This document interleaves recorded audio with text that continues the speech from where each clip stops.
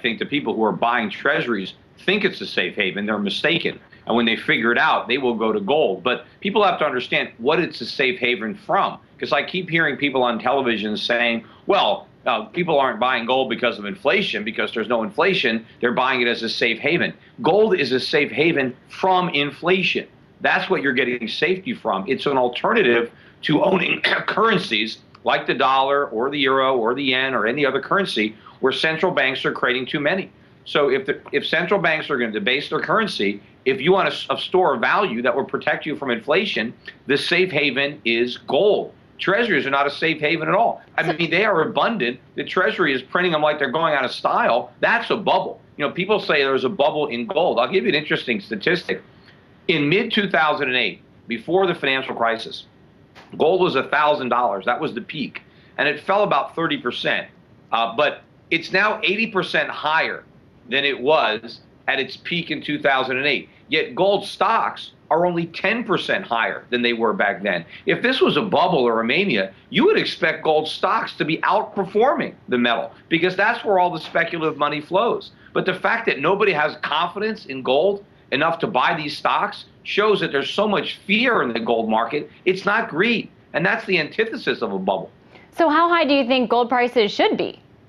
I think they're going higher. And, you know, there's no, as I said, there's no floor to these fiat currencies if they keep printing them, particularly the dollar. So there's no ceiling to the price of gold. But really, you know, if you look at gold, gold is like a thermometer on the economy. It's like if a doctor takes your temperature and you got 105, he can't just send you on your way. I mean, obviously, there's something wrong with you or you wouldn't have 105 temperature. The gold going at $1,800 an ounce, going up every day, is saying that the economy is sick. It's really, really sick. Yet our leaders are ignoring gold and just keep on doing the same thing as if gold is telling them nothing. I want to ask what you think, because you say U.S. bonds are not a safe haven and they're telling investors the wrong things right now. How do you explain then that yields on 10-year treasuries have collapsed to 70-year lows below 2%? They've collapsed because people are buying them because they think they're a safe haven, but they're wrong. And of course, central banks are buying them. But how's their safety? The 10-year treasury is yielding 2%. The government's own inflation numbers, we got CPI this week, they show year-over-year prices increased by 3.6%. So the yield on treasuries is negative. How do you get safety with a negative yield? In fact, the yield is pretty big because you have to pay taxes on that interest. And of course, the government is lying about inflation. Inflation is much worse than the 3.6% that the CPI shows. I think it's closer to 10%. And you know what's interesting is if people remember back to the 1970s, when Richard Nixon imposed wage and price controls, it was because inflation got to 4%.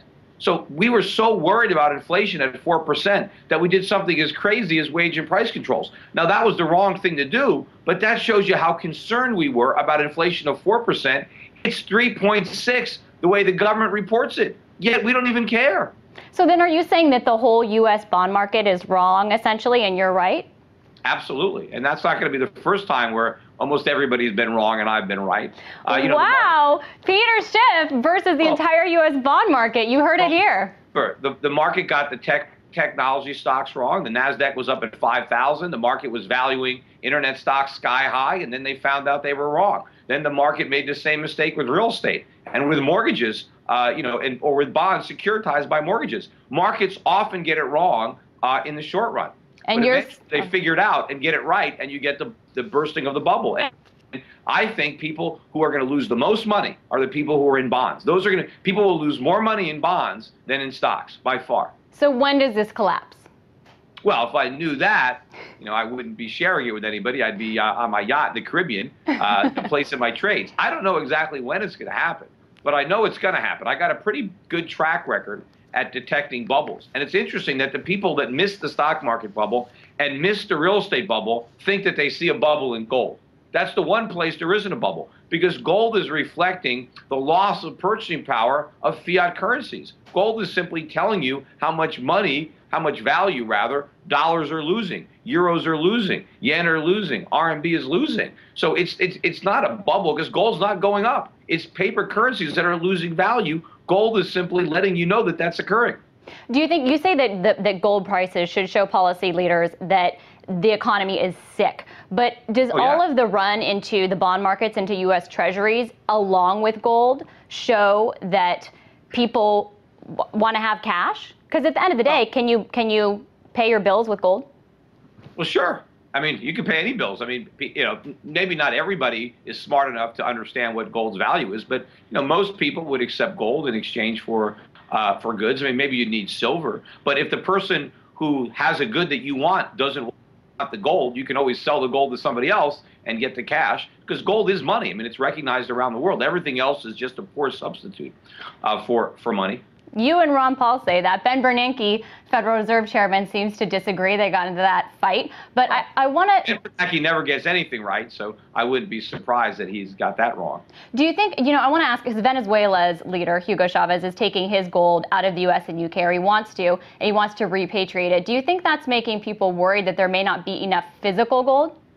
Yeah, that might be the case. They might be worried that some of these depositories have leased that gold out and that maybe they don't actually have it, or they'll have difficulty getting it back because maybe the people they leased it to have sold it and maybe they don't have the ability to buy it back. There could be a lot of counterparty risk. So that's, people just want to have the gold. I mean, that's what our clients at Euro Pacific Precious Metals and Euro Pacific Capital, we sell physical gold. Most of our clients don't want to own the ETFs for that reason. They don't want any counterparty risk. They don't want any uncertainty. They want gold that they know that they own.